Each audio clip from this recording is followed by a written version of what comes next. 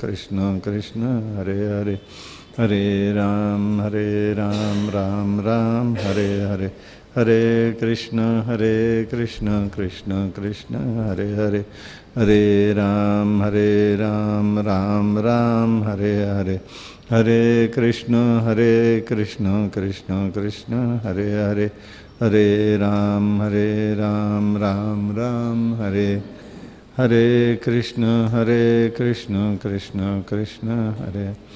पुंडलीक वरदा हरि विठ्ठल श्री ज्ञानदेव तुकाराम, अवधूत चिंतन श्री गुरुदेव दत्त भगवान गोपाल कृष्ण महाराज की जय, प्रभु रामचंद्र महाराज की जय। जय जय सद्गुरु समर्थ रामदास स्वामी महाराज की जय, जय जय रघुवीर समर्थ। ओम पूर्णमिदं पूर्णात् पूर्णमुदच्यते, पूर्णस्य पूर्णमादाय पूर्णमेवावशिष्यते। नमः शान्ताय दिव्याय सत्यधर्मस्वरूपिणे स्वानन्दामृततृप्ताय श्रीधराय नमो। हरि ओम।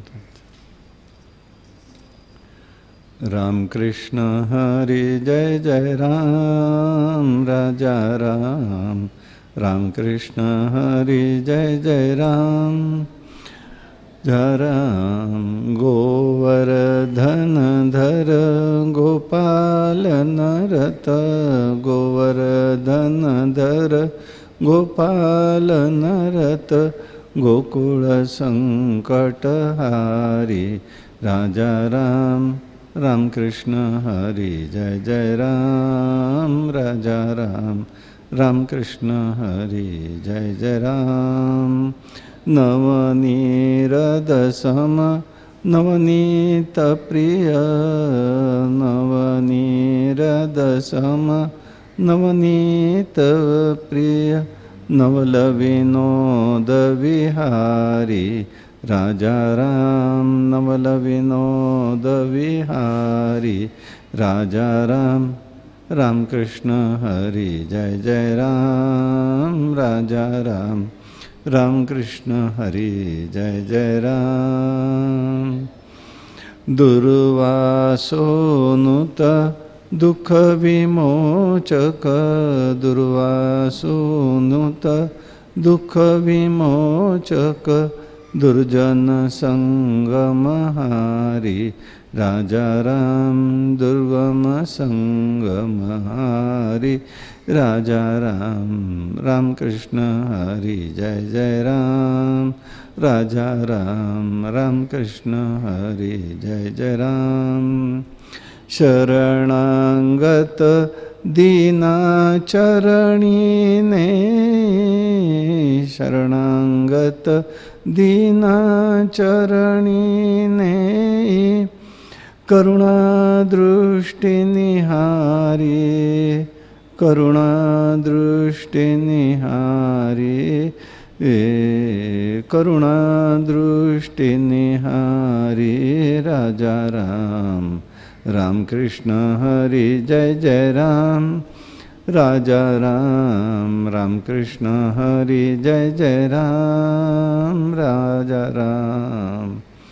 बाळकृष्ण चरणी लक्ष लागो रे, बाळकृष्ण चरणी लक्ष लागो, कीर्तन संगे रंगात रेह भागो रे, कीर्तन संगे रंगात देह वागो रे, बाळकृष्ण चरणी लक्ष लागो रे, बाळकृष्ण चरणी लक्ष लागो। स्वरूपी मन हे लाविता सौख्य अम्मा हो, स्वरूपी मन हे लाविता सौख्य अम्मा। काम क्रोधादिक जाती निज धामा हो, काम क्रोधादिक जाती निज धामा हो, बाळकृष्ण चरणी लक्ष लागो रे, बाळकृष्ण चरणी लक्ष लागो। सारा सार वदविता सद्गुरुराया हो, सारा सार वदविता सद्गुरुराया। मंगलधाम जीवन नरहरि पाया हो, मंगलधाम जीवन नरहरि पाया हो। बाळ कृष्णे चरणी लक्ष लागो रे, बाळ कृष्णे चरणी लक्ष लागो। सुद्रूप चिन्मय नारायण रूप घ्याऊ, सुद्रूप चिन्मय नारायण रूप घ्याऊ। तन्मय होनी बलवंत प्रेमे गाऊ, तन्मय हो बलवंत प्रेमे गाऊ। बाळ कृष्ण चरणी लक्ष लागो रे, बाळ कृष्ण चरण लक्ष लागो। कीर्तन संगे रंगात देह वागो रे, कीर्तन संगे रंगात देह वागो रे। बाळ कृष्ण चरणी लक्ष लागो रे, बाळ कृष्ण चरणी लक्ष लागो। राम राम राम राम सीताराम सीताराम, राम राम राम राम सीताराम सीताराम, राम राम राम सीताराम सीताराम, राम राम राम राम सीताराम सीताराम, राम राम राम राम सीताराम सीताराम, राम राम राम राम सीताराम सीताराम, राम राम राम सीताराम सीताराम, राम राम राम राम सीताराम सीताराम। प्रभु रामचंद्र महाराज की जय, सद्गुरु समर्थ रामदास स्वामी महाराज की जय। जय जय रघुवीर समर्थ।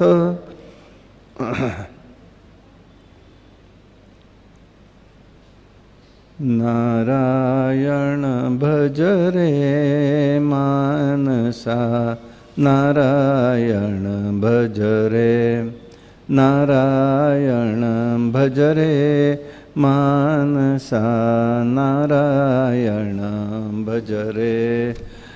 त्रिभुवनपति पद चिंतिसी जरी तू, त्रिभुवनपति पद चिंतिसी जरी तू। काय उणे तुझ रे मानसा, नारायण भज रे मानसा, नारायण भज रे मानसा, नारायण भज रे। विषय उपेक्षुनी अनुभव लक्षुनी, विषय उपेक्षुनी अनुभव लक्षुनी। आत्मपदी वसरे मानसा, नारायण भज रे मानसा, नारायण भज रे मानसा, नारायण भज रे। कृष्ण दयार्णव कर्णपुटी तुझ, कृष्ण दयार्णव कर्णपुटी तुझ।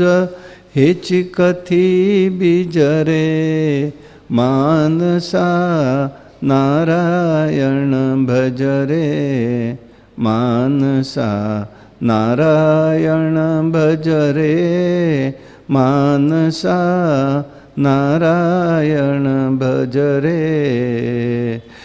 मानसा, नारायण भज रे मानसा, नारायण भज रे। पुंडलीक वरदारी विठ्ठल श्री ज्ञानदेव तुकाराम प्रभु रामचंद्र महाराज के जय। सद्गुरु समर्थ रामदास स्वामी महाराज की जय।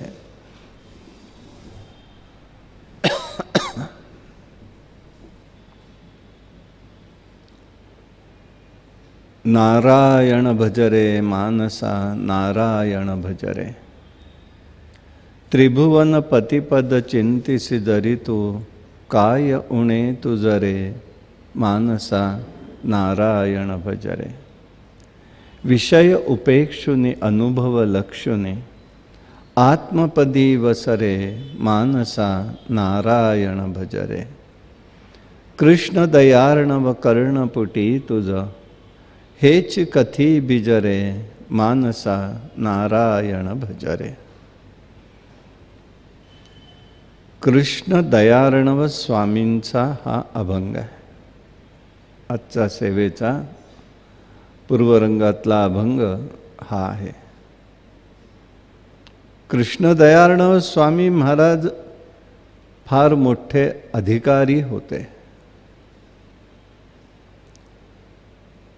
श्रीमद भागवताच्या दशमस्कंधावरती फार मोठी टीका त्यांनी लिहिलेली आहे।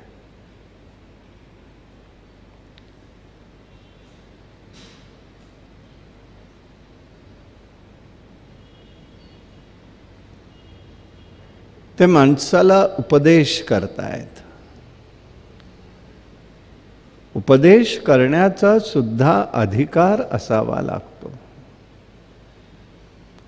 संतांचं बोलणं हे सहज असतं, सहज बोलणे हाच हितोपदेश। परंतु यांचा अधिकार उपदेश मी करतो म्हणून नाही आहे। त्यांचा अधिकारच असा आहे की साक्षात परमात्मा नित्य त्यांच्या सन्मुख असायचे। परमात्माच गोपाल कृष्ण दशमस्कंधाचं चिंतन रोज करायचं भागवताचं। आणि हे करत असताना ग्रंथ वाचायचा रोज नित्य, कोणी ऐकायला येऊ न येऊ, समोर काहीही नाही, फक्त ग्रंथ समोर, लोक आली कोणी बसायचे, कोणी नाही की नाही कुटीमध्ये राहायचे।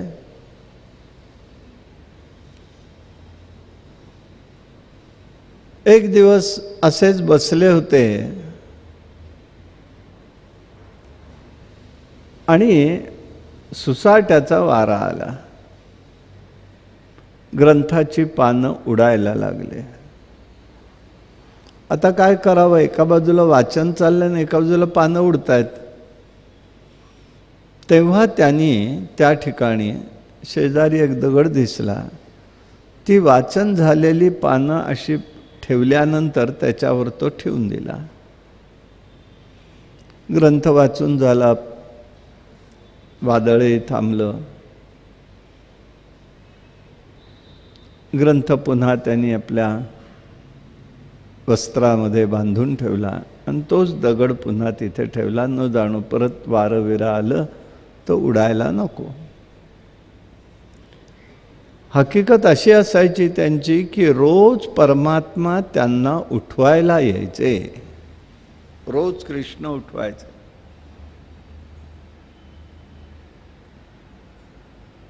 आणि अशा वेळेला आज त्यांना काही उठवेना, उठवायला कोणीच नाही।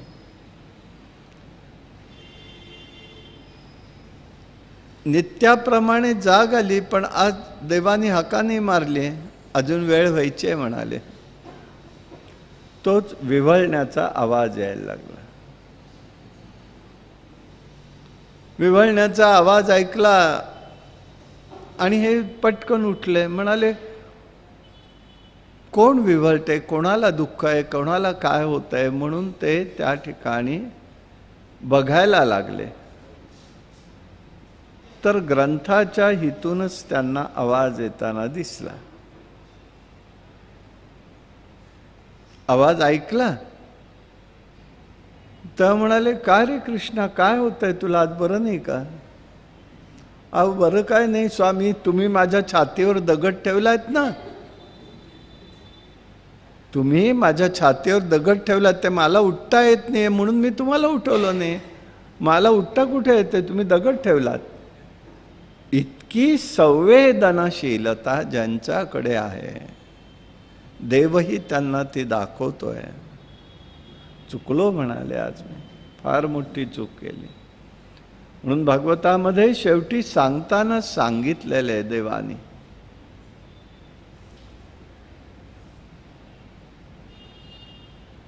की नक्की काय आहे, तू कुठे जाणार आहेस वैकुंठाला, इथनं देह त्याग झाल्यानंतर तू जाणार आहेस कुठे, समुद्रामध्ये का तू याच्या ठिकाणी जाणार आहेस का काय, कुठे जाणार आहेस, कुठे का स्वर्ग लोकाला जाणार का वैकुंठाला जाणार, कुठे जायचं कुठे.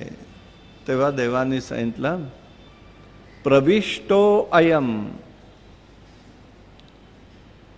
भागवतार्णवम, मी भागवतासारख्या समुद्राच्या ठिकाणी जाणार आहे. भागवतामध्येच मी विलीन होणार आहे. आता त्याची अनुभूती आली का नाही त्यांना. आपल्याला तितकी संवेदना जागृत व्हायला पाहिजे.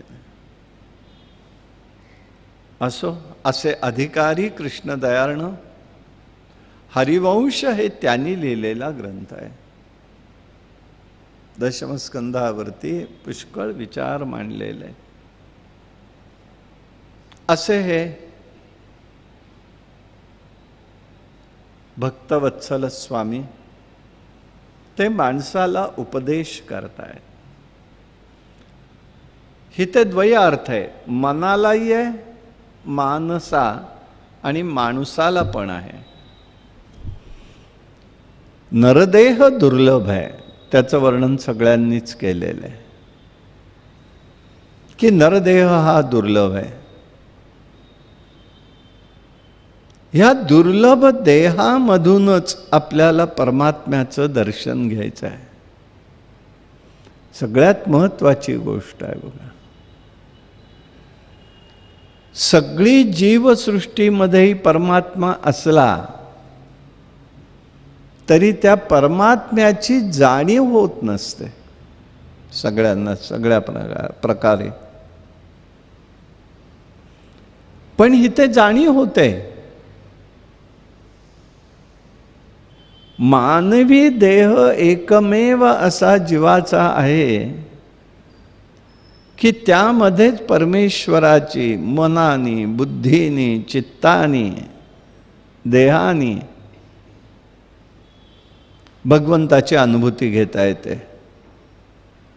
भागवतात असो, रामायणात असो, श्रीकृष्ण जीवनामध्ये असो, सर्व लोकांनी ही अनुभूती चारही माध्यमातून घेतलेली आहे. हे त्याचं वैशिष्ट्य आहे. म्हणून नरदेह दुर्लभ आहे. त्याला बुद्धी आहे, बुद्धी सर्व जीवाला आहे. पण त्या बुद्धीचं वैशिष्ट्यता अशी आहे की त्या ठिकाणी अत्यंत थोडा काळ तिथे राहतो. बघा, एक साखरेचे कण 2-4 टाका, मुंगव्या कुठून कशा येतात कळतं का? निरोप दिलाय का कोणी त्यांना, का आमंत्रण दिलंय? पण त्या बरोबर येतात, त्या येत नाहीत, अनेकांना घेऊन येतात तो कण संपेपर्यंत. आणि एकटंच मी खात नाही, सगळ्यांनाच देतो. म्हणून हा नरदेह दुर्लभ आहे. अशा या नरदेहामध्ये काय करायचं? नारायण भज रे मानसा, नारायण भज. मना तुला जर काही करायचं असेल तर नारायणाचं तू भजन कर. नारायण भज रे मानसा, नारायण भज रे.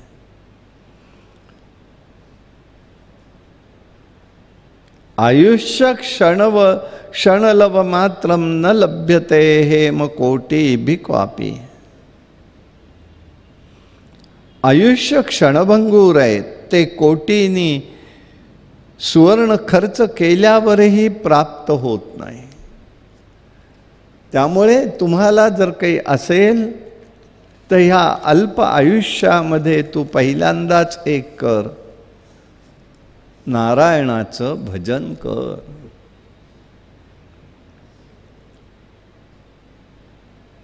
मग मनालाच का, माणसालाच का? मन एव मनुष्याणाम कारणम बंध मोक्षयो. मन असं एकच आहे की ते बद्धालाही कारणीभूत आहे, मोक्षालाही कारणीभूत आहे. पंचज्ञानेंद्रिय पंचकर्मेंद्रिय हे सगळं मनाच्या अधीन असतात. ही इंद्रिय बहिर्मुखी आहेत म्हणून ती अत्यंत चंचल आहेत. आणि यामुळे स्वामी महाराज पहिल्यांदा सांगतायत नारायण भज रे.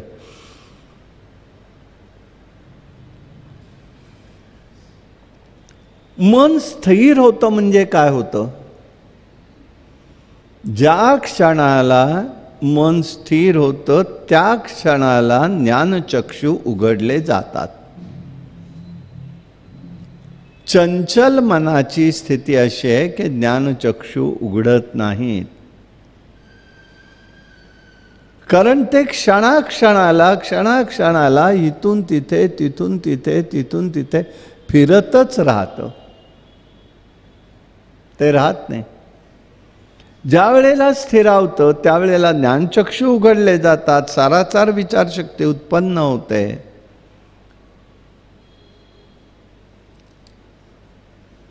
त्रिभुवनाचा पती असलेला हा जो परमात्मा आहे त्याच्याकडे मन स्थिरावलं जातं.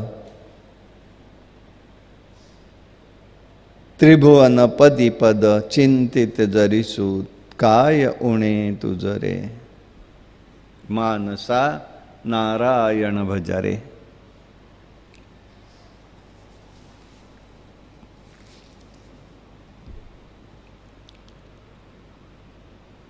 त्रिभुवन पती पद त्या परमेश्वराच्या चरणाशी तुला राहायचं असेल तर तुला काहीच उणं पडणार नाही आहे. काय उणे तुझं रे. तू उणं काहीच नाही. आपल्याला फक्त उणं म्हटलं की पुणंच दिसतं. कारण पुण्याला आहे ना लागू. पुणे तिथे काय उणे म्हणायला तरी हरकत नाहीये. पुणे तिथे काय उणे.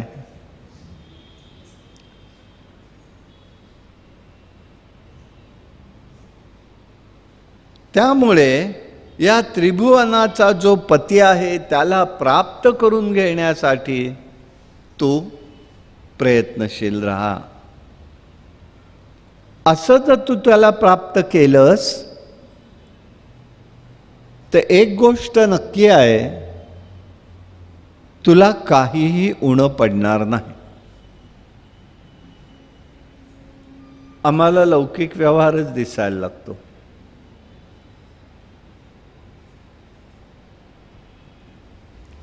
बघा, तुकाराम महाराजांसारख्यांच्या ठिकाणी काय होतं ऐश्वर्य? काहीही नव्हतं तरी ते सांगतात आनंदाचे डोही अनंत तरंग. उणं काहीच नाही. वेळेला म्हणून भक्ताचं वैशिष्ट्य एकच असतं. भक्ताचं वैशिष्ट्य असं असतं की त्याच्या गरजेला त्याच्या वेळेला काहीही कमी पडत नाही. पण लाखो रुपये शिल्लक नसतात. शिल्लक नसेल त्याच्याकडे, पण त्याच्या वेळेला जी काही गरज आहे त्या गरजेला मात्र एक कणभरही कमी पडत नाही. तो त्या ठिकाणीच त्याचा अनुभव घेत राहतो. आणि म्हणून आपल्याला ते सांगतायत त्रिभुवन पतिपदी चिंतिसी जरी तू काय उणे तुझ रे. नारायण भज रे मानसा नारायण भज रे.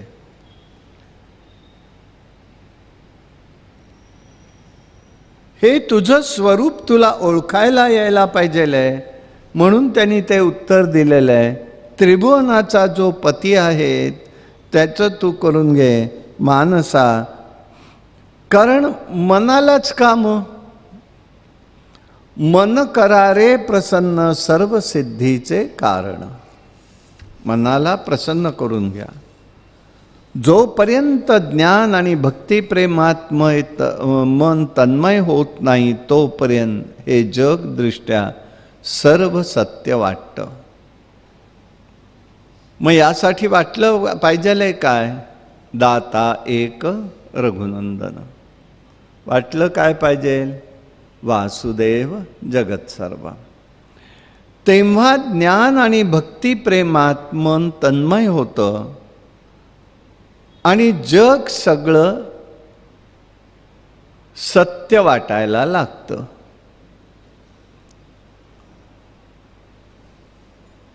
यासाठी वैराग्य हवाय. माऊली म्हणतात,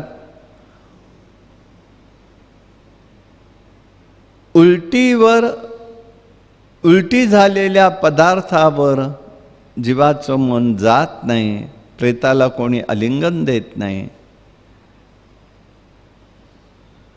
हे विषयी वैराग्य आत्मलाभाचे भाग्य तेणे ब्रह्मानंदा योग्य होती जीव. हे माऊली ज्ञानेश्वर महाराज सांगतात. जो इंद्रियाला वश करू शकतो त्या ठिकाणी उदास राहतो. वैराग्याच्या प्राप्तीने विषय आपोआप सुटतात. तेव्हा भगवत चरणी वृत्ती स्थिरावते. यासाठी स्वामी तिसऱ्या पातळीवरती सांगतात. पहिलं सांगितलं तुला भजन केलं पाहिजे. ते करण्यासाठी काय करायचं आहे? त्रिभुवनाचा जो पती आहे त्याचं चिंतन कर. तुला काहीच कमी पडणार नाही. तुकारामांचं उदाहरण आपण बघितलं. विषय उपेक्षुनी अनुभव लक्षुनी. आतापर्यंत या विषयांचा तू अनुभव घेतलेला आहेस.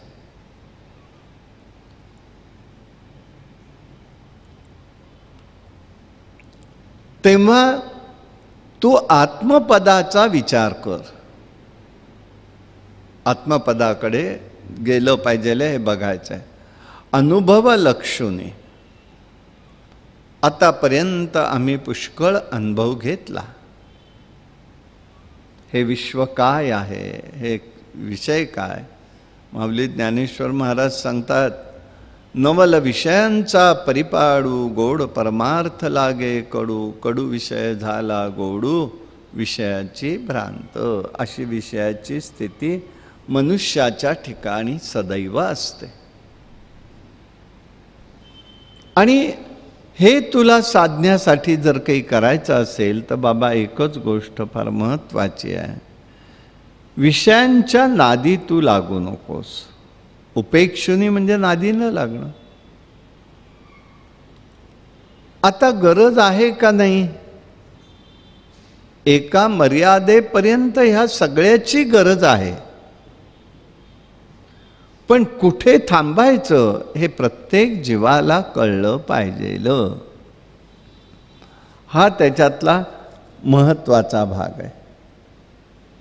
म्हणून अनुभव लक्षुनी आणि जे काही आहे आत्मपदा वसरे. आत्मपदाचा विचार कर. आत्मपदावरती आपल्याला जायचं आहे. मनुष्य जीवन यासाठी आपल्याला लाभलेलं आहे.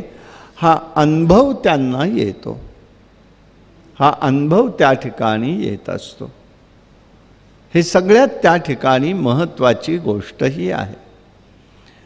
शेवटी कृष्ण दयार्णव सांगतात, कृष्ण दयार्णव कर्णपुटी तुझ हेच कथी बिजरे. कर्णपुटी याचा अर्थ मी तुला कानामध्ये एक गोष्ट सांगतो त्याला कर्णपुटी म्हटलंय. मी आता तुला ना एक गोष्ट सांगणार आहे पण कानात सांगणार आहे बरं का. म्हणजे ही फक्त तुझ्याकरता आहे. ते बीज आहे, ते स्वरूप आहे आणि त्या तुझ्याकरताच मी हे तुला फक्त सांगतोय. म्हणून ते सांगतात तुला दुसरा शब्द म्हणजे तुला मी आता कानमंत्र देतो. हे तुला सांगतो, नारायण भजरे मानसा नारायण भजरे. हा एक कानमंत्र मी तुला देतोय. हे तू लक्षात ठेव आणि त्याप्रमाणे तू वाग. श्रद्धापूर्वक नारायणाचं अखंडपणे चिंतन कर.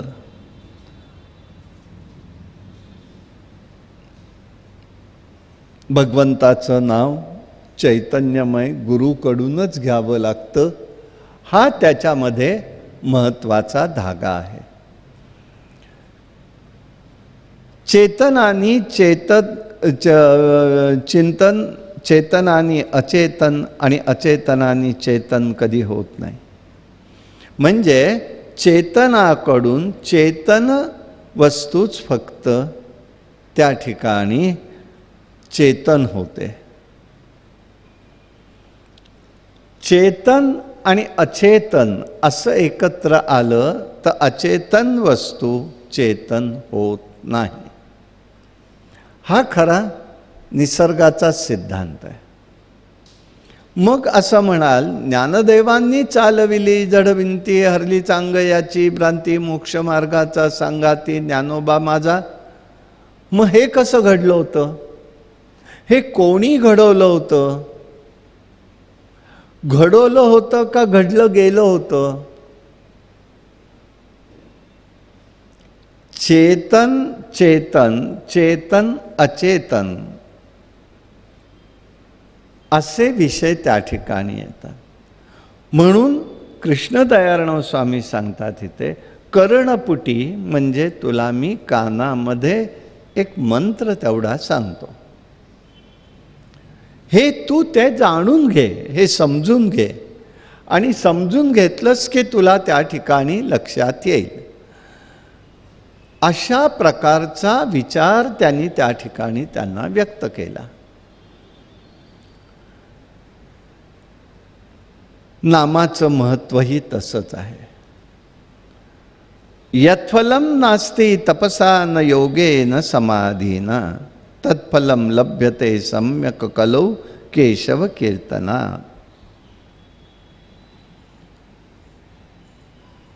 कर्णपुटीमध्ये तुला मी जो कानमंत्र देणार आहे ते नारायण भजनाचा देतोय.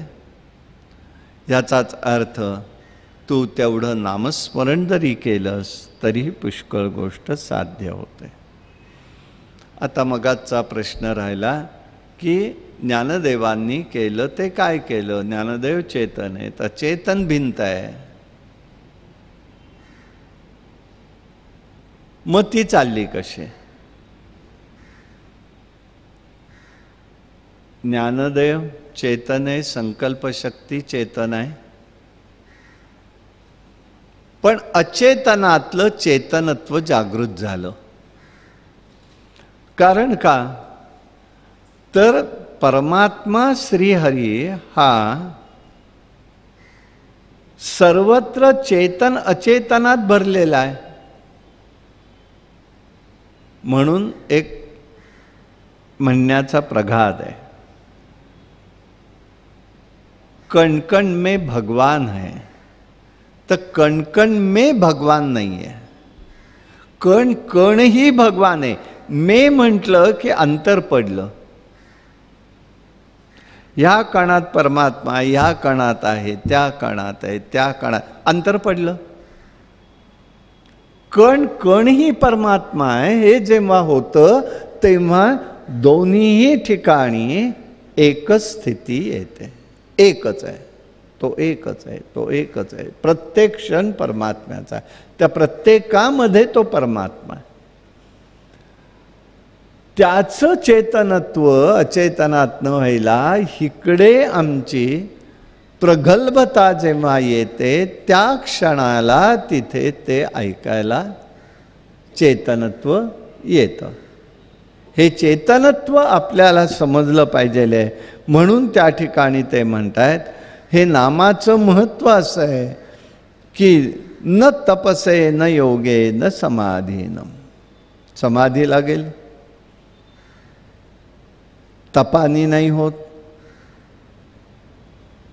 या कलियुगात केवळ केशव कीर्तनानीच हे सगळं होऊ शकतं. म्हणून या ठिकाणी आपल्याला बघायचं आहे ते एकच आहे. राम घ्यावा, राम गावा, राम घ्यावा, राम जीवीचा विसावा. राम गावा, राम घ्यावा, राम घ्यावा, राम गावा.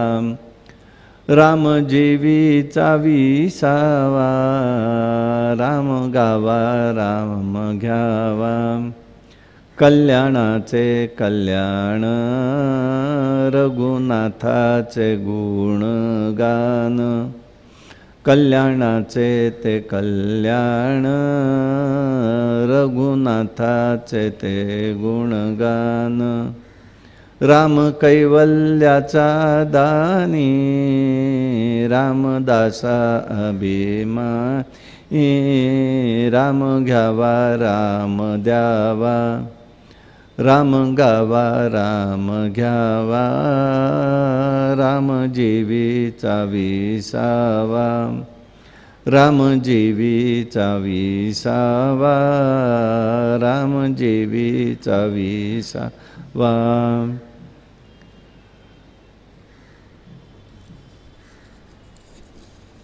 या ठिकाणी कलियुगामध्ये जर काही असेल तर एकमेव राम नाम श्रेष्ठ आहे, हा विचार आहे.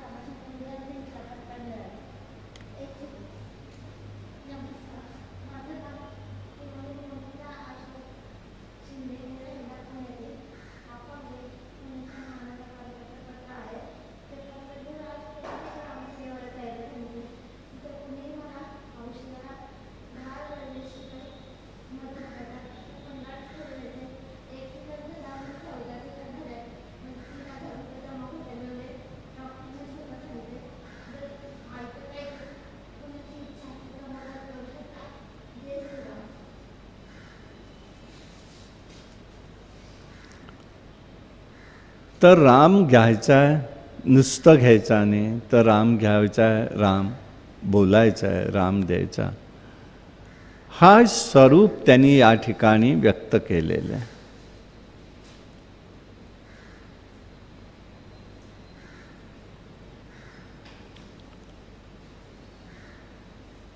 आणि यामुळेच या ठिकाणी आपल्याला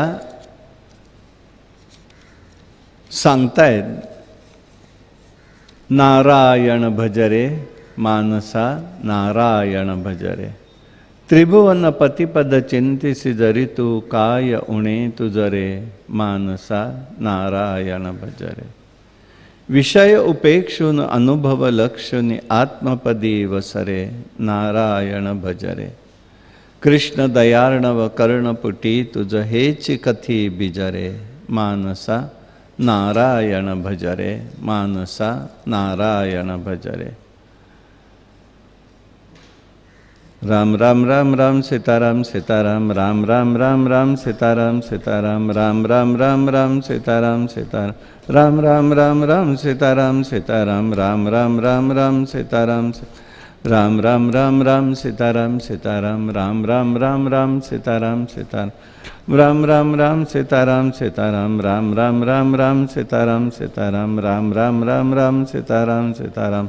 पुंडलिक वरदा हरी विठ्ठल, श्री ज्ञानदेव तुकाराम, सद्गुरु समर्थ रामदास स्वामी महाराज की जय. प्रभु रामचंद्र महाराज की जय. जय जय रघुवीर समर्थ. आज वैशिष्ट्य असं आहे की प्रभू रामचंद्रांचा जसा जन्म आहे आजचा दिवस, तसाच समर्थ रामदास स्वामींचाही आजच जन्माची तिथी आहे.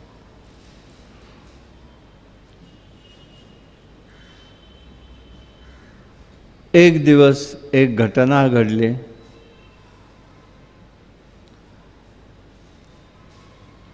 पृथ्वी माता गोरूप धारण करून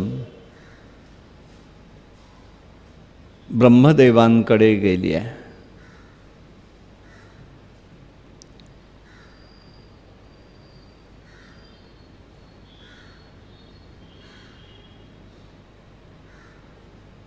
एकूणच ती देवाला सांगू लागली आहे भूमिर्भारेण भग्ना दशवदन मुखा शेष रक्षो गणानाम. मला पुष्कळ भार झालेला आहे. भूमिर्भारेण भग्ना, मी उद्विग्न झालेली आहे, अत्यंत दुःखी आहे. हा दशानन मुख जो आहे रावण आहे. या रावणापासून सर्व जणांचं रक्षण व्हावं अशी प्रार्थना करण्यासाठी ती तिथे आलेली आहे. म्हणजे लक्षात घ्यायचं आहे, भूभार हा कशाने होतो. आता TV, आकाशवाणी, अन्य लोक आरडाओरडा करू देत. धर्मशास्त्राप्रमाणे, पुराणाप्रमाणे जर पाहिलं तर लोकसंख्येमुळे भूभार होत नाही. अधर्मानी भूभार होत असतो, अनाचाराने होतो. हा भूभार त्यामुळे झालेला होत असतो, हे लक्षात ठेवायचं आहे. आता सुद्धा बघा, अनेक वेळेला आपल्याला असं निदर्शनास येतं की दुष्काळ पडतोय फार मोठा, झालं की अवर्षणही होत आहे. प्रत्येक वेळेला शासन कोणाचंही असो, मी एकाच आहे म्हणत नाही, आरडाओरडा आणि मदती करा, पैसे भरा, देणार कुठले पैसे द्यायचे.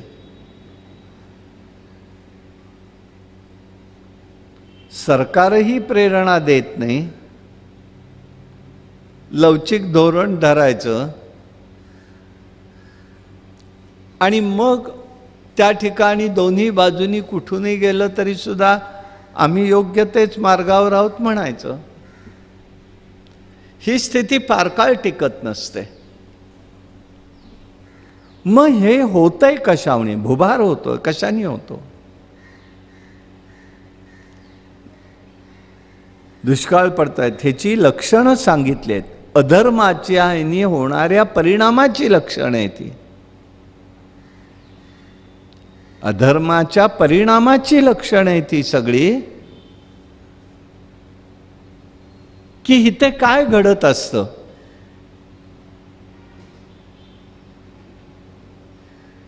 दुष्काळ पडणं, अवर्षण होणं, रोगराई येणं, अन्नधान्याचा पुरवठा न होणं, पाण्याचं दुर्भिक्ष होणं, हे अधर्माने वागल्याची लक्षण आहे. शासन जबाबदार आहे असं नाही फक्त. कारण धर्मशास्त्राचा एक नियम असा आहे, मनुष्य धर्माने वागला तर त्याला दुप्पट फळ मिळतं, अधर्माने वागला की त्याचंही फळ दुप्पटच मिळतं. मग मनुष्य विचार करतो, मी इतकं चांगलं वागले तरी सुद्धा माझ्या वाट्याला हे का.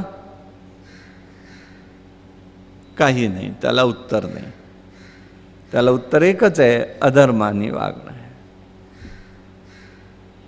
मग धर्माने वागून मिळणार आहे का. धर्माने वागल्यावर मार्ग तरी सापडेल, अधर्माने वागल्यावर गर्तेमध्ये जीव जातो. एकात नाही गुरफटत जातो, अडकत जातो, नाश होतो. व्यक्तिजीवनाचा नाश, कुटुंबाचा नाश, मग वंशाचा नाश.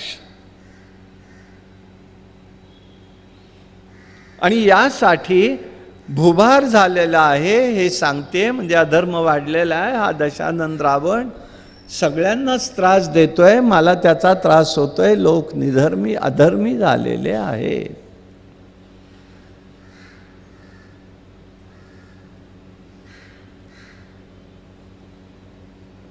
पुष्कळ त्यांनी विचार सांगितला.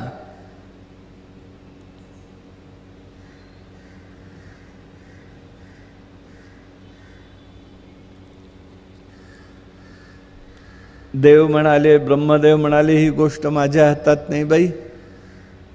म्हणून सगळ्या ऋषीमंडळींना देवदेवतांना निरोप दिलाय. सगळेजण शेष नारायणाकडे आलेले. देवाला प्रार्थना करतायत, बाबा रे आम्ही आलोय. ब्रह्मानंदम परमसुखदम केवलम ज्ञानमूर्तिम द्वंद्वातीतं गगनसदृशं तत्त्वमत्यादि नित्यलक्ष्यम् एकं नित्यं विमलमचलं सर्वधी साक्षिभूतं भावातीतं त्रिगुणरहितं सद्गुरुं तं नमामि. आम्ही तुम्हाला वंदन करतोय. काय झालंय इथे? रावणाच्या कारागृही अनुदिन सता सुरवरी ब्रह्मादिका चिंता भारी म्हणून सर्वेश्वर प्रार्थिला. सगळेच सृष्टीतले अधिकारी देवदेवता हे सगळे रावणाच्या कारागृहात पडले आहेत. ही चिंता ब्रह्मदेवाला लागलेली आहे. ऋषीमंडळी आली आहेत, ऋषीमंडळींनाही त्रास होतोय. म्हणून त्यावेळेला तिने भूमाता परत प्रार्थना करू लागलेली आहे. धावरमापती ज्ञानविलासा धावरमापती ज्ञानविलासा पूर्ण परात पर शांती निवासा धावरमापती ज्ञानविलासा. रावण हा खल दुर्मद भारी रावण हा खल दुर्मत भारी गोद्विज पाहुनी येऊनी मारी गोद्विज पाहुनी येऊनी मारी धर्म न ठेविता हा अविचारी धर्म न ठेविता हा अविचारी तोड विभो भवदायक फासा धावरमापती ज्ञानविलासा धावरमापती ज्ञानविलासा पूर्ण परात पर शांती निवासा धावरमापती ज्ञानविलासा. ती त्या ठिकाणी प्रार्थना करते, हे देवा मला सोडवणूक कर तू बाबा. मी संकटात सापडलेली आहे. आता तू लवकर येऊन माझंही रक्षण कर, लोकांचंही रक्षण कर.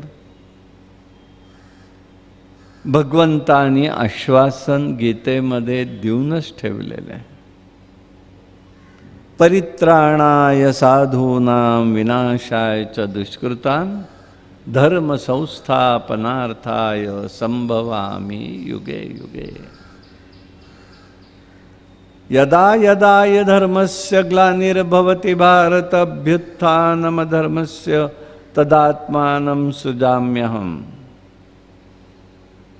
भगवंत ह्या दोन गोष्टींचं विशेष पालन करतोय. पण तरी सुद्धा तिसरी गोष्ट त्यांनी सांगितलेली आहे. जन्म कर्मंच मे दिव्यम ते वेत्ति तत्वतः युक्ता देहम पुनर्जन्म नैति मामे तु अर्जुन. अर्जुना, जन्मही दिव्य कर्मही दिव्य असं हे त्याचं स्वरूप आहे. जन्मही दिव्य कर्मही दिव्य. दिव्य का आहे? दिव्य काय? आपण भव्य दिव्य उदात्त विश्वरत्न काय, भारतरत्न काय, कैवारी काय. आता काल एक पाटी दिसली संसदेचं म्हणजेच आंबेडकर. असो इथे दिव्यता ती नाही आहे. इकडे जी धरली जाते ती नाही आहे. दिव्य या दृष्टीने आहे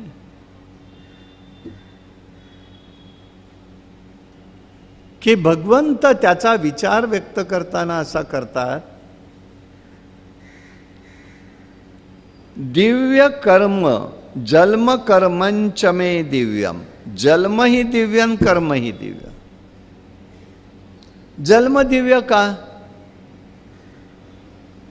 तर तुम्ही आम्ही आमच्या जन्माला कारणीभूत आमचंच कर्म असतं.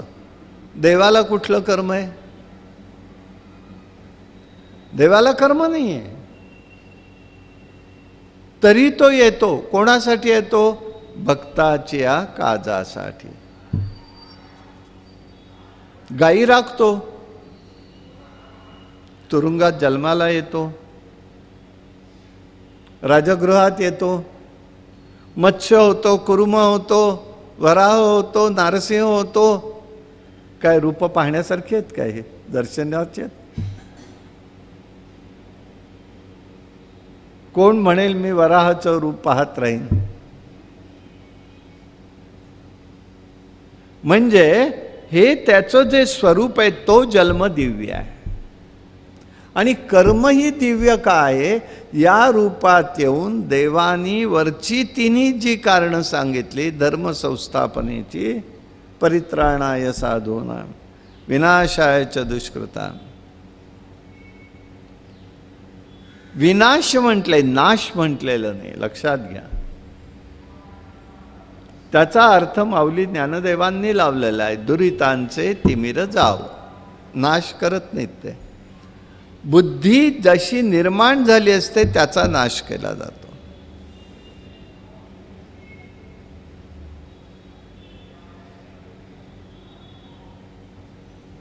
आणि म्हणून कर्म दिव्य जन्म दिव्य आहे. अशा वेळेला त्यांनी या ठिकाणी विचार केलेला आहे. देवानी त्यावेळेला सर्व ऋषी मंडळींना, गोमातेला सांगितलंय, बाई घाबरू नका, कोणी घाबरू नका, मी लवकरच येतो.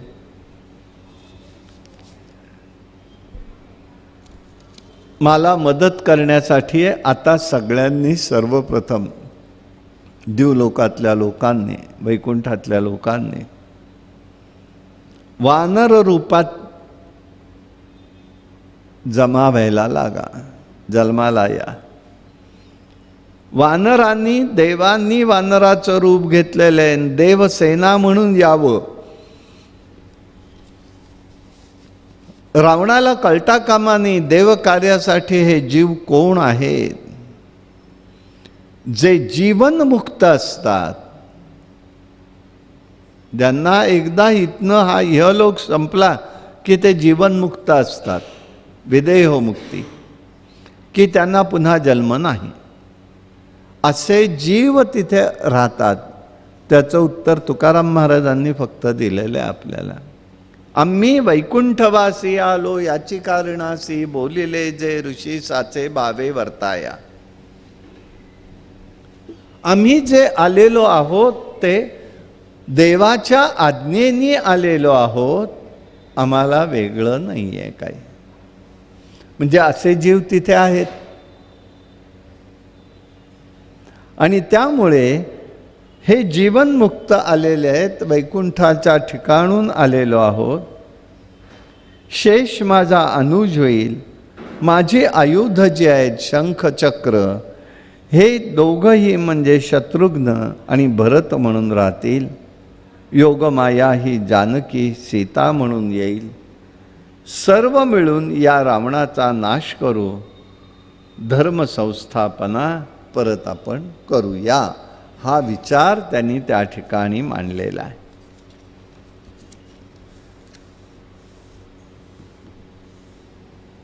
अशा प्रकारे सगळेजण आनंदित झाले आणि परतलेले स्वस्थानी निघून गेले. भारतभूमीचं वैशिष्ट्य आहे. इथे अनेक नद्या आहेत, अनेक पर्वत आहेत.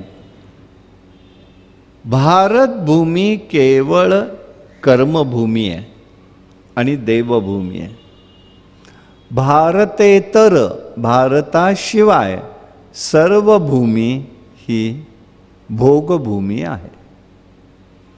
म्हणून भोगाचा किंवा विलासाचा विषय हा अन्य देशातच दिसतो, इकडे नाही असं नाही, परंतु हितल्या भोगाचं पावित्र्य वेगळं आहे आणि तिथल्या भोगाचं पावित्र्य वेगळं आहे. म्हणून धर्मशास्त्राने भारतात जन्मलेल्या कोणालाही परदेशी प्रवास मान्य केलेला नाही, जो अपराध मी पण केलेला आहे.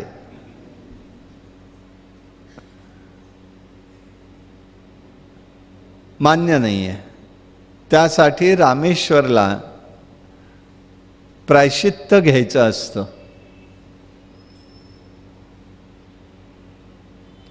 इतका विचार सूक्ष्म केलेला आहे. बाकी सगळे भारतेतर सर्व देश भोगभूमी आहे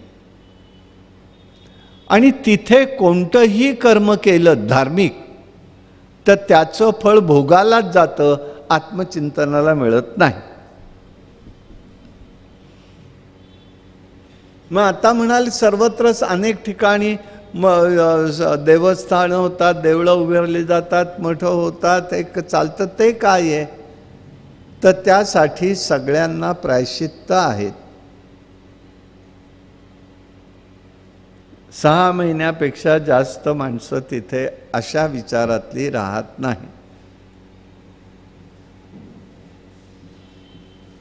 मग निमित्त निघतं, बर्फ खूप पडतंय, थंडी खूप आहे, पाऊस खूप आहे, म्हणून आम्ही खाली उतरतो वगैरे. असो,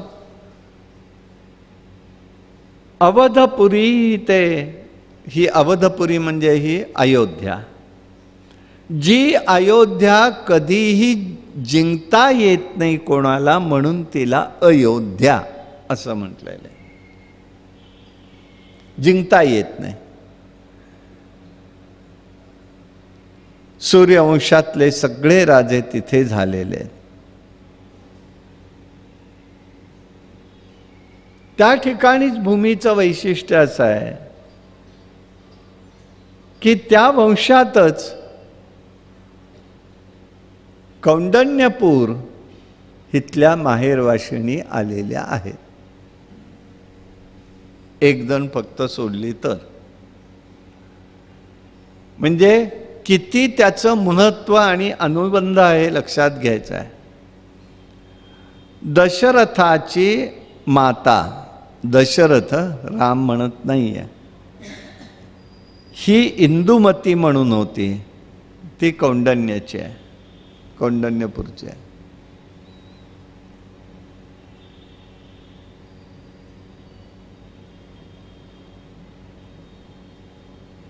नलाची दमयंती कौंडण्यपूरची माहेरवाशीण आहे.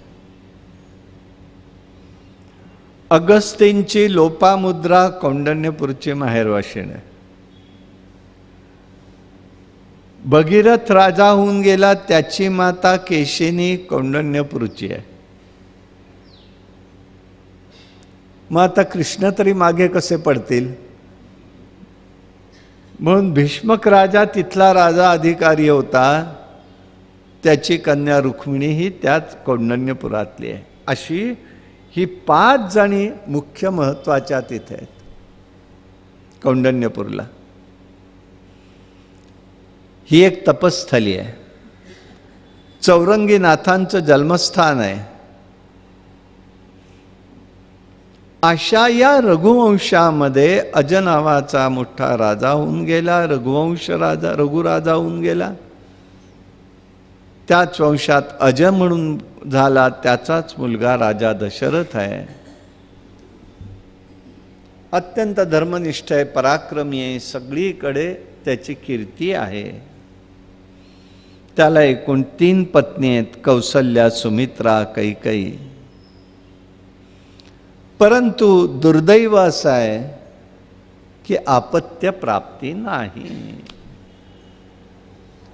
पुष्कळ यज्ञ यागादी कर्म झालं, सगळं पाहिलं, पण अपत्य नाही. आता काय करायचा हा प्रश्न. तथापि एक दिवस राजा दशरथाला एक स्वप्न पडले.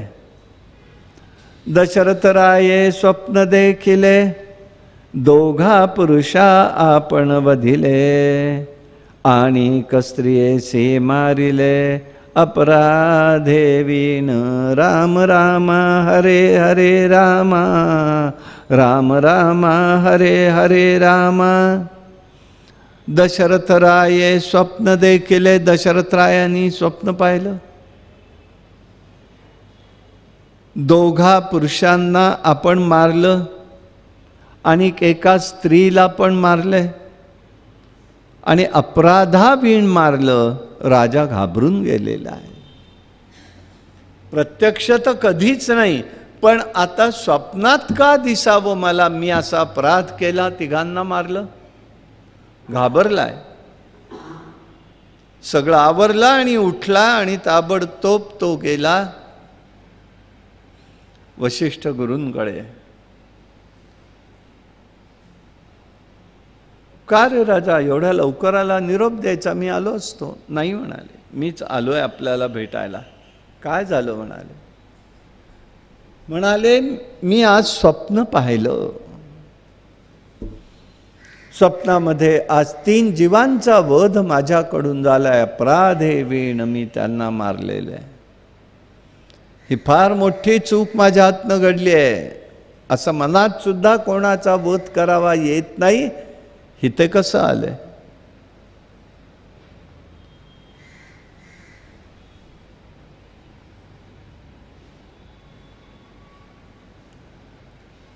त्यावेळेला वशिष्ठांनी विचार केला, शांत बसले आणि म्हणाले, गुरु बोले हे दुष्ट स्वप्न, गुरु बोले हे दुष्ट स्वप्न, 3 श्वापदांशी वधून, मग त्यांची शांती करून दोष दूर करावा. राम राम हरे हरे राम, राम राम हरे हरे राम.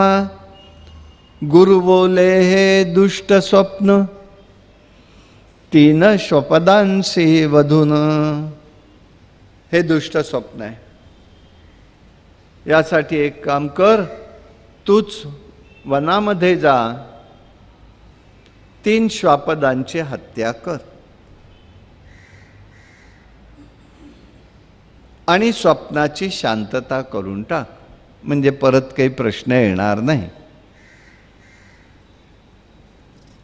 धर्मशास्त्राचे काही विलक्षण नियम असतात, त्याची उत्तर आपल्याला लगेच कळत नाही. कोणी कोणते गोष्टी केल्या तर चालतात.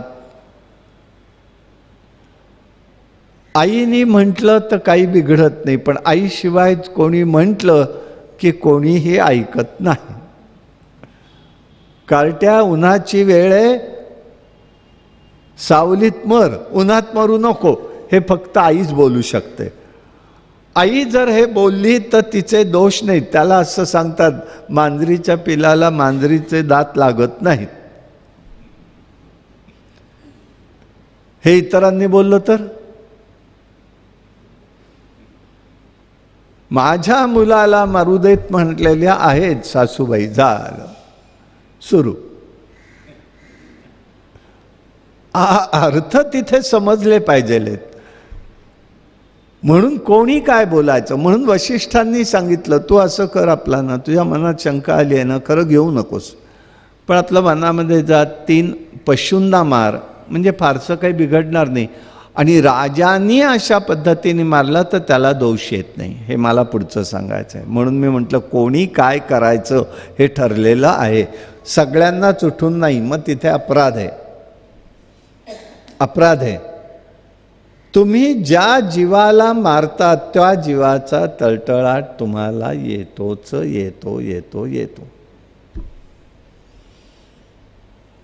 म्हणून त्या कोंबड्या जेव्हा गेल्या होत्या, बऱ्यापैकी काय बर्ड फ्लू वगैरे झाला, तेव्हा असंच लोकांना, आता त्या जीवांचा काय कर्मबंध होता, म्हणजे त्यांना असं हकनाक जावं लागलं.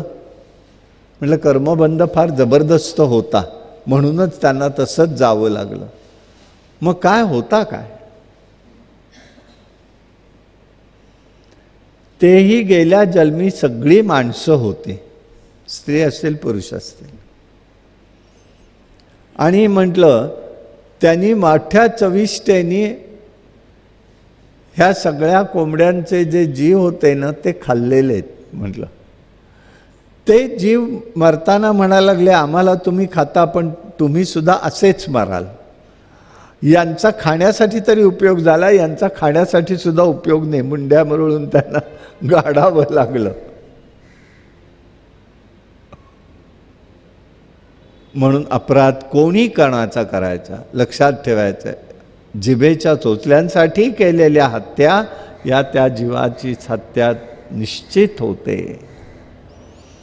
आणि त्या ठिकाणी त्यांनी बाकी त्या राजानं हे लक्षात घेतलं आणि त्याच्या डोक्यातला विषय जावा म्हणून वशिष्ठांनी हा मार्ग सांगितला. स्वप्नाचा दोष जाण्यासाठी वनामध्ये राजा एक दिवस सकाळी निघालेला आहे. शिकारीला निघाला. आता ही गोष्ट राजा निष्कारण शिकारी करू नये. बघ काय शंका आहेत लोकांच्या, म्हणजे बुद्धिभेद करणाऱ्यांच्या, साधकाच्या नाहीत. आपण साधकाच्या असायला पाहिजे त्या असत नाही आहेत. हिते शंका अशी येते की दशरथ राजा एकटाच का गेला? एकटाच का गेला वनात? सैन्य असतं ना, शिकारीला जाताना सैन्य बरोबर असतं. मग दशरथ राजा एकटा का गेला? दशरथ राजा एकटा जायचं कारण अगदी व्यवहार्य होतं की ही गोष्ट मी स्वप्नातल्याप्रमाणे पशुहत्या करतोय ही कोणाला कळता कामा नये. नाही तर तिथे अनेक लोक प्रजेचे येतील आणि वनामध्ये जाऊन हत्या करतील सर्व जीवांची हळूहळू करत. म्हणून तो कोणाला बोललेला नाही. अगदी व्यवहार येतो. म्हणजे सगळ्यात गमतीचा भाग असा, ही गोष्ट घरातल्या तिन्ही महिलांना माहीत नाही. राम जेव्हा वनामध्ये निघून गेले, हा राम राम म्हणू लागला, तेव्हा कौसल्या टोचून बोललेली आहे, आज का रडता असे. आता त्यावेळेला शब्द दिलात, केलं आणि एका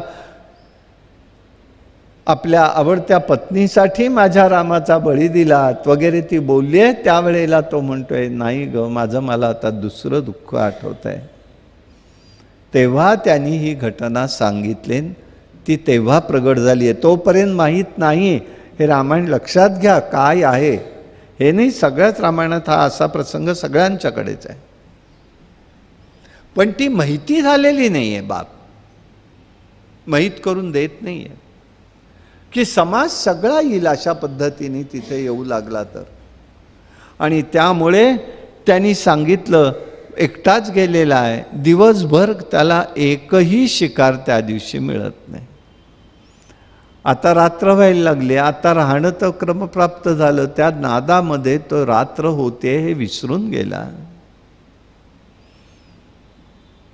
आता रात्र झाली तरी श्वापद येईल पाणी प्यायला. पाणी प्यायला श्वापद येईल म्हणून लगेच त्यांनी त्या ठिकाणी तो झाडावरती बसलेला आहे. दशरथ राजाचा प्रभाव असा आहे, ध्वनीच्या योगानी तो सावज आल्याचा भास त्याला कोणीतरी येतं हे त्याला कळलेलं आहे. होता कमंडल ध्वनी राजा परसोनी सपक्ष तो बाण. सोडी श्रावण हृदये तात्काळी पाहते निघो प्राण.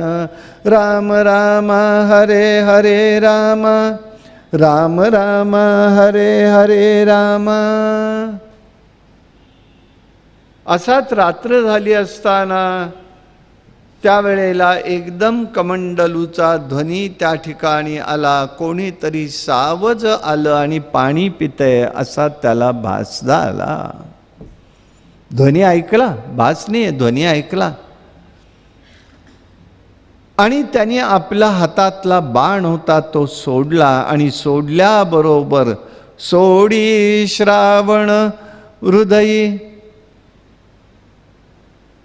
तिथे श्रावण म्हणून आलेल्या एका लहान मुलाच्या हृदयाला तो बाण लागला. श्रावण हा आपल्या आईवडिलांना, अंध आईवडिलांना घेऊन काशी यात्रा करायला निघाला होता. काशी यात्रेचं वैशिष्ट्य असं होतं, तो कावडीमध्ये, दोघं आंधळे होते, चालणं वयाच्यामुळे अवघड होतं, म्हणून त्यांनी दोघांना कावडीमध्ये बसवलं. कावड खांद्यावर घेऊन चालत निघालेला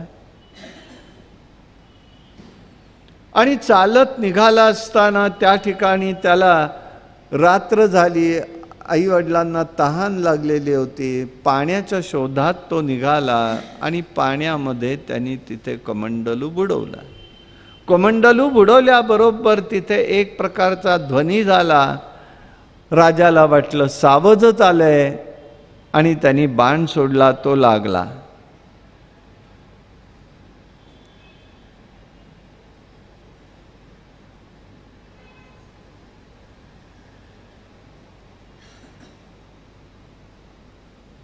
आणि त्यावेळेला त्याच्या तोंडातनं उद्गार बाहेर पडले, कोणा सभ्याचा बाण, सभाभ्याचा बाण, करीता आला नामस्मरण, हृदय निवाले संपूर्ण, केले पावन मज लागे, राम राम हरे हरे राम, राम राम हरे हरे राम. कोणा सभाभ्याचा बाण, कोण असा सभाग्यवान आहे? सभाग्याचा बाण, करीत आला नामस्मरण. हा कोणाचा बाण आला माझ्याकडे? माझं संपूर्ण शरीर निवांत झालेलं आहे, पावन करून गेले. अशा प्रकारचा विचार त्या श्रावणाच्या मुखातून बाहेर पडला. तो शब्द ऐकला दशरथानी आणि झाडावरून उतरून पळत पळत आलेला आहे. बघतोय तो, त्याच्या जवळ आलाय, तळमळ वाटली.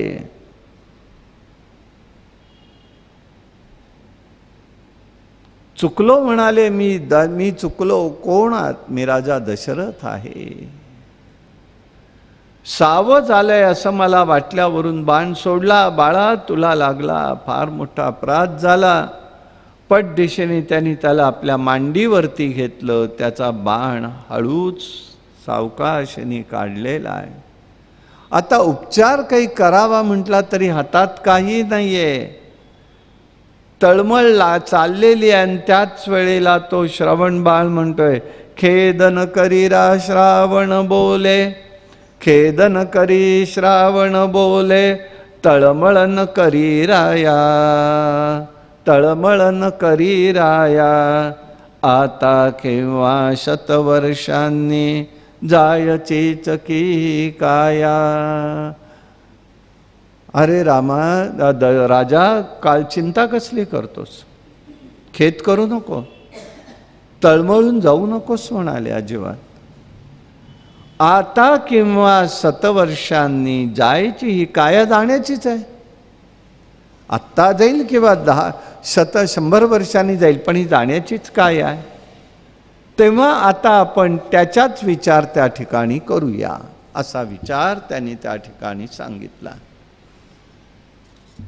फक्त माझ्यासाठी एकच काम करा. माझे आईवडील पलीकडे झाडाच्या बाजूला आहेत. हा कमंडलू आहे, यातलं पाणी नेऊन त्यांना तेवढं द्या, ते तहानेलेले आहेत. आणि असं म्हणून त्यांनी हात जोडले आणि राजा दशरथाच्या मांडीवर त्यांनी आपला प्राण सोडलेला आहे.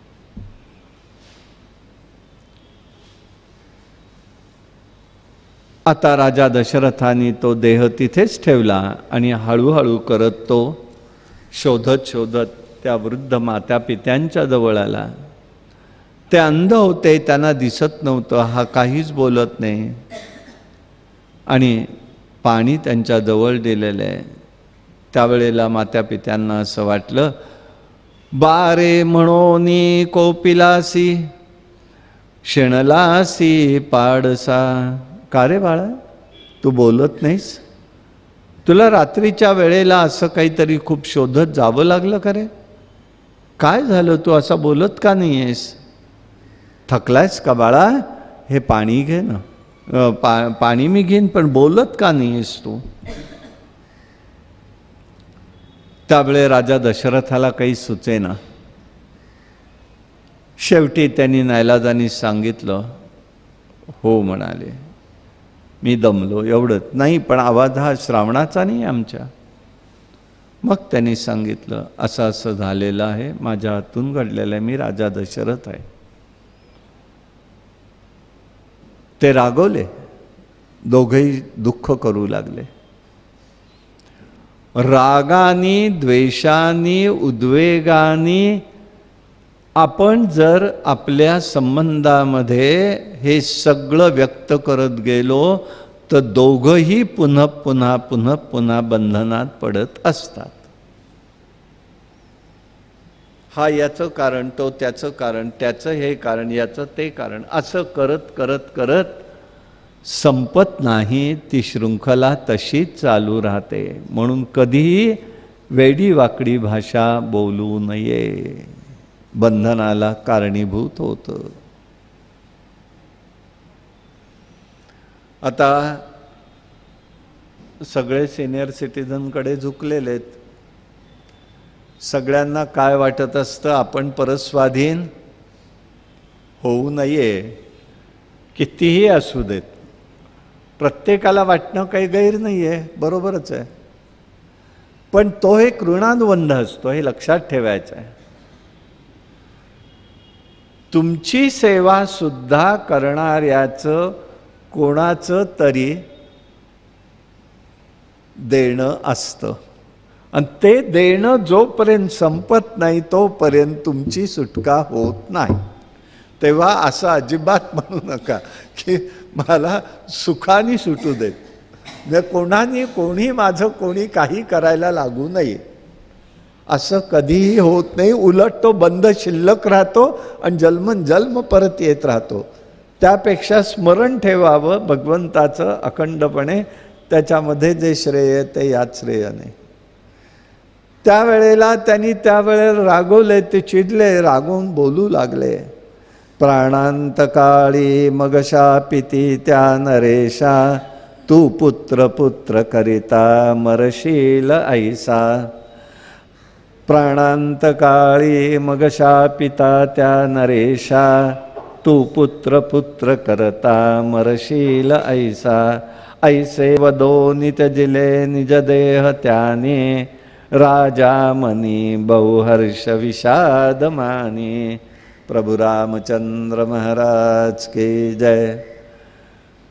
त्यांनी शाप देताना दिला, प्राणांतकाळी मग शापिती त्या नरेशी. नरेशाला शाप दिला, तू पुत्र पुत्र करतानाच मरशील, तुलाही मरण पुत्र पुत्राचा स्मरणानेच येईल. ही आठवण कौसल्येला त्यावेळेला दिलेली आहे त्यांनी. त्या लोकांनी मला दिलेला शाप आज तो प्रगट होणार आहे. आता मी काही जगत नाही.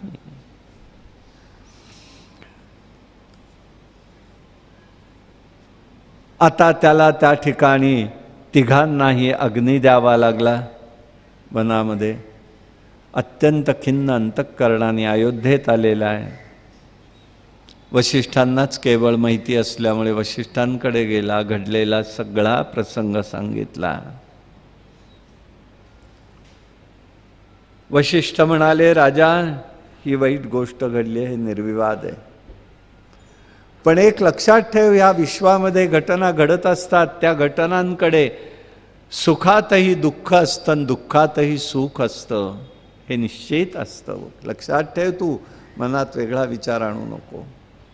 झालं ते झालं. पण एक लक्षात ठेव, त्यांनी काय सांगितलंय, पुत्र पुत्र करता मरशील ऐसा. ज्या अर्थी त्यांनी शाप दिला की पुत्र पुत्र करूनच तुला मरण येईल, त्या अर्थी तुला आता निश्चित पुत्र होणार आहे. आता तुला निश्चित पुत्र होणार आहे, तू काळजीच करू नको. अशा वेळेला वशिष्ठांनी आता एक शेवटचा प्रयत्न करायचा म्हणून पुत्रकामेष्टी यज्ञ करण्याचा अभिप्राय दशरथाला दिलेला आहे. आतापर्यंत सगळे यज्ञ यागादी गोष्टी दान धर्म वशिष्ठांच्या सल्ल्याप्रमाणे केला होता. आता मात्र वशिष्ठ म्हणाले मी करणार नाही, पण माझ्या उपस्थितीतच होईल. का बरं असं? ह्याचं कारण आत्तापर्यंत त्यांनी केलेलं आहे, पण त्याचा प्रभाव पडला नाही. याचं कारण यांच्याजवळची असलेली शक्ती की ती प्रभावी ठरत नाही. वशिष्ठ झाले म्हणून काय झालं? प्रभावी ठरत नसते प्रत्येक वेळेला प्रत्येक शक्ती. म्हणून त्यांनी सांगितलं विभांडकाचा पुत्र ऋषशृंग म्हणून आहे, तो स्वर्गात आहे, त्याला घेऊन यायचं, त्याच्याकडून आपण यज्ञ करूया. तो स्वर्गामध्ये तप करत होता. राजा दशरथाजवळ ते सामर्थ्य होतं, तो स्वर्गात गेलेला आहे आणि त्यांनी त्याला इकडे आणायचा प्रयत्न केला. विभांडकांना हे कळालं, रागवलेत विभांडक, पण तो घेऊन आला त्याला आणि ते आल्याबरोबर आपली कन्या शांता नावाची, या शांतेच्या बरोबर त्याचा विवाह करून दिला. म्हणजे त्यांनी परत स्वर्गात जाण्याचं नाव घ्यायला नको, व्यवहार. आता त्याला कन्या कुठली आली जर अपत्यच नव्हती तर राजा दशरथाचा एक मित्र होता, त्या मित्राची ती कन्या. त्या कन्येला यांनी मागून घेतलं आणि कन्यादान दशरथानी केलं म्हणून त्याची कन्या झाली. तुला कन्या देतो सांगितलं म्हणजे मग राजांनी दिलेली कन्या नाही काय म्हणणार? हा एक भाग झाला. ऐश्वर्य, ऋषी काय करणार तिथे, किती देणार तरी. म्हणून त्याची शांता नावाची कन्या झाली, त्या ठिकाणी सांगितलं आणि त्याप्रमाणे ऋषशृंगाकडून हा यज्ञ करून घेतलेला आहे. आणि हा ऋषशृंग पुढे आपल्याला ती कथाभागात सांगितलं. शृंगेरीला पर्वत आहे, तिथे ऋषशृंग पर्वत आहे आणि त्या पर्वतावर त्यांनी तप केलेलं आहे. त्या क्षेत्रावरूनच शृंगेरी क्षेत्र हे पवित्र असं निर्माण झालेलं आहे. तपस्थली आहे फार मोठी, तुंगभद्रा नदीच्या किनाऱ्यावर आहे. असो,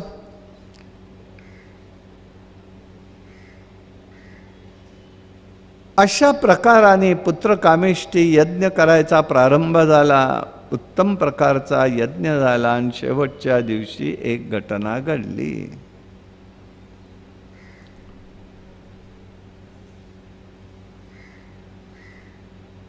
त्या यज्ञामधूनच एक पुरुष निर्माण झालेला आहे, आलेला आहे. हातामध्ये एक कलश आहे, पायसाचं पात्र आहे. दशरथा हे घे पायसदान, पायसदान. दशरथा हे घे पायसदान. भाग दिलेला आहे तिला, असे 2 भाग सुमित्रेकडे झालेली आहे. अशा प्रकाराने ते झालं. नंतर ऋषशृंग पर्वतावरती शांतेसह तो तिकडे निघून गेलेला आहे. आणि इकडे हे या ठिकाणी तपस्या करत राहिलेले आहेत ऋषशृंग. काही काळ गेला, या प्रसादाची शुभचिन्ह दिसू लागली आणि यथावकाश त्याला तिथे उत्तम प्रकारचं डोहाळे समजले. दिवस राहिलेले आहेत, सगळ्या प्रजेला आनंद वाटलेला आहे. तिन्ही राण्यांना दिवस होते, गर्भवती झालेल्या आहे.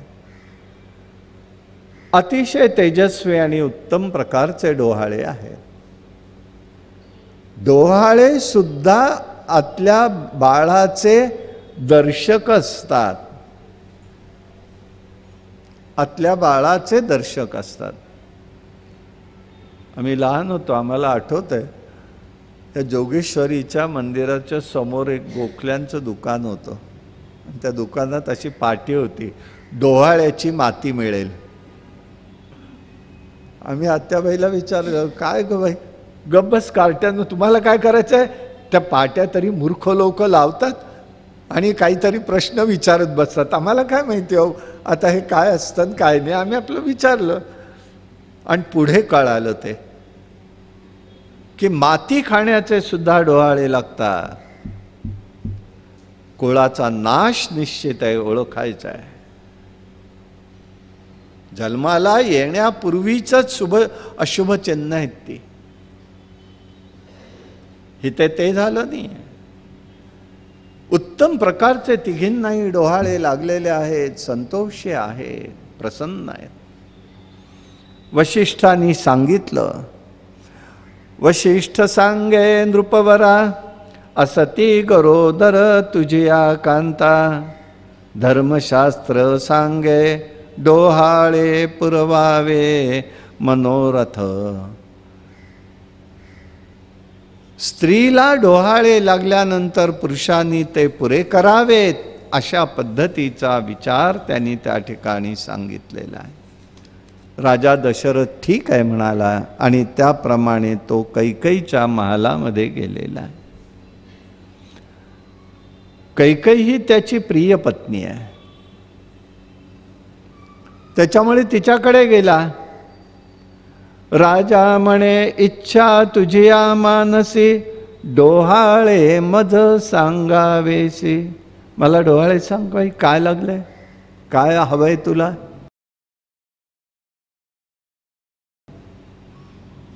मंचकी बैसली होती ती पापिणी, देखता नयनी पहुडली. मंचकावर होती, राजा येतोय असे तिला चाहूल लागल्याबरोबर डोळे मिटून पडली आहे.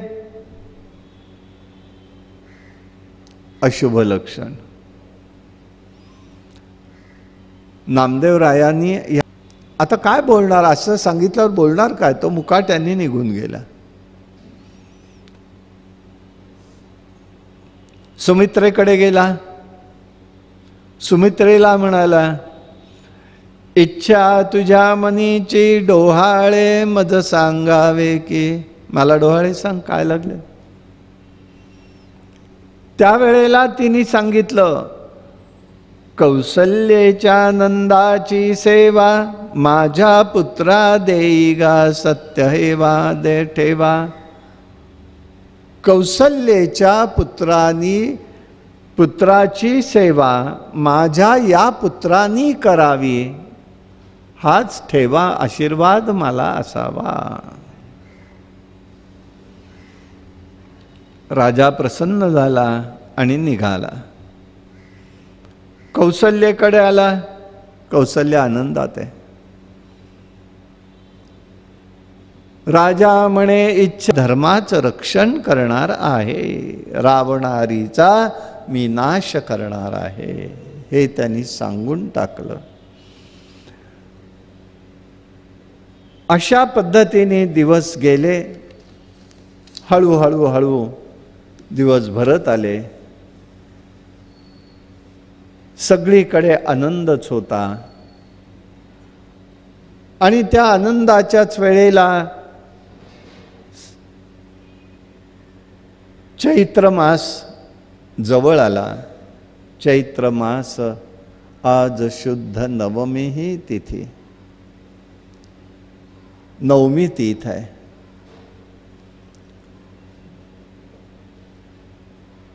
कौसल्याने भक्तिरूप गंगाधव केलेलं आहे. प्रेमाचं पाण्याने अंघोळ करतीये.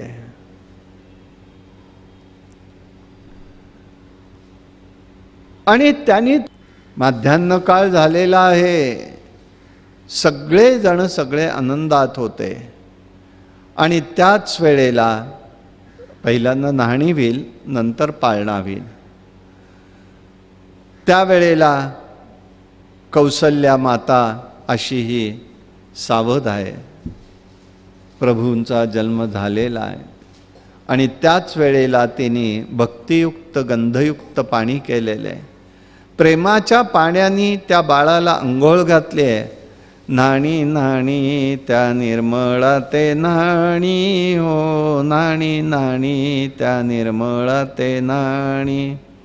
काय तिच्या भाग्याची कोण वाणी हो, काय तिच्या भाग्याची कोण वाणी हो, नाणी नाणी त्या निर्मळा ते नाणी हो, नाणी नाणी त्या निर्मळा ते नाणी. ज्याच्या स्नेहे देह भाव केले परते, ज्याच्या स्नेहे देह भाव केले परते, ज्याच्या स्नेहे जाळीले सकळ दुरिते, स्नेहे जाळीले सकळ दुरिते.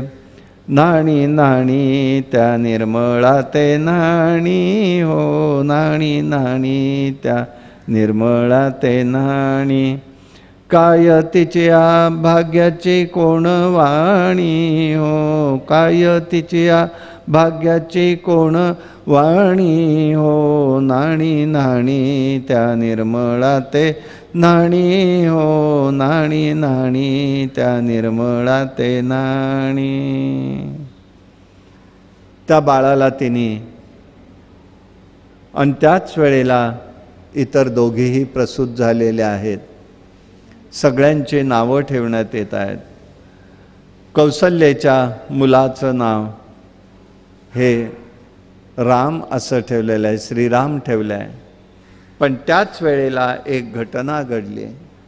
सगळे देवदेवता एकत्र आलेले होते आणि त्या सगळ्यांमध्ये चंद्राला काही येता येईना, कारण सूर्यवंश आणि सूर्यवंशामध्ये सूर्य माध्यान्ह काळात असताना त्याला तिथे येता येईना. त्यामुळे तो अत्यंत खेदयुक्त झाला होता. रडतोय तो, राम देवा मला तुझं दर्शन घेता येत नाही. आणि म्हणून मग त्यावेळेला त्यांनी सांगितलं तिथे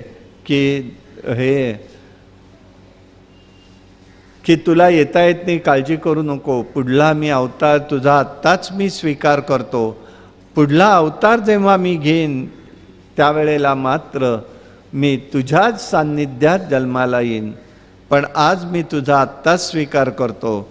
आणि त्याच वेळेला श्रीराम हे नाव तिने ठेवता ठेवता ती श्रीरामचंद्र म्हणून नाव ठेवण्यात आलं. असा हा भक्ताला देवानी दिलेलं स्वतःच्या नामाबरोबरचं स्थान हे किती महत्त्वाचं असतं हे आपल्या लक्षात येईल. आणि मग सगळ्यांनाच झालेलं आहे.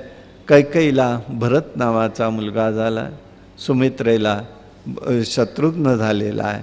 अशा प्रकाराने आणि लक्ष्मण ही 2 मुलं तिला झालेत, कारण 2 भाग तिला मिळालेले होते. अशा प्रकाराने झालेले आहे. आणि श्रीरामांचा जन्म झाला. आता कौसल्याने रामाला पाळण्यामध्ये ठेवलं आणि ते गायला लागलेले आहे. जो जो जो जो रे निज बाळा कौसल्याच्या नंदना, बाळा जो जो रे, जो जो जो जो रे निज बाळा कौसल्याच्या नंदना, बाळा जो जो रे. निद्रा करी आता उदारा दशरथ नंदना, पाळणा हालला उशिरा सूर्यवंशी आला, पुत्र जन्मला ऋषिकेशी कौसल्याच्या कुशी, बाळा जो जो रे, जो जो जो जो रे निज बाळा कौसल्याच्या नंदना बाळा जो जो रे विश्वनायका सखया परब्रह्म साचार कुलदीपकाया जो जो जो जो रे निज बाळा कौसल्याच्या नंदना बाळा जो जो रे सारे देव आले येथे तुझवर करण्या कुरवंडी सारे देव आले येथे तुझवर करण्या कुरवंडी भक्त चंद्राचा स्वीकारी श्रीरामचंद्र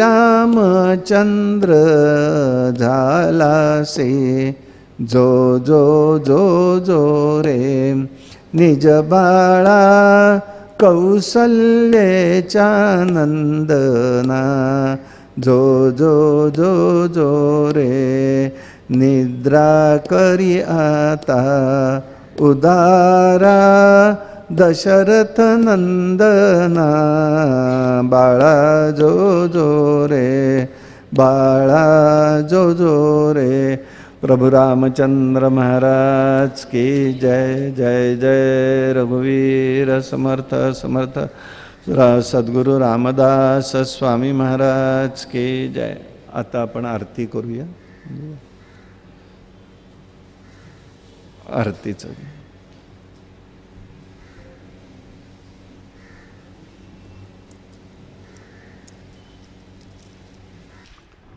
सुखसहिता दुःखरहिता निर्मळ एकांता कलिमल दहना गहना स्वामी समर्था नकळे ब्रह्मादिक अंत अनंता तो तू अम्मा सुलभ जय कृपावंता जय देव जय करुणाकरा आरती ओवाळू सद्गुरु माहेरा जय देव माये विण माहेर विश्रांती ठाव शब्दी अर्थ लाभ बोलणी वाव सद्गुरु प्रसादे सुलभ उपाव रामी रामदास फळला सद्भाव जय देव जय करुणाकरा आरती ओवाळू सद्गुरु माहेरा जय देव साफल्या निजवल्या कौसल्या माता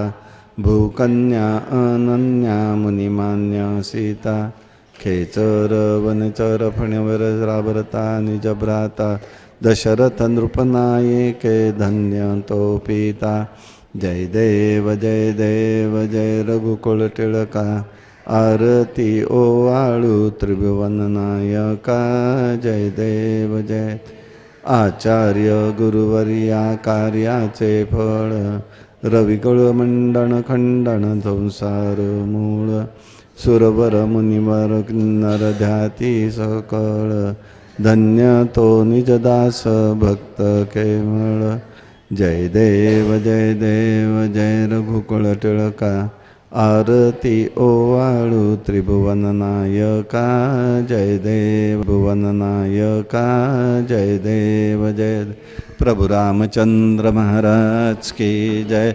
समर्थ सद्गुरु रामदास स्वामी महाराज की जय। जय जय रघुवीर।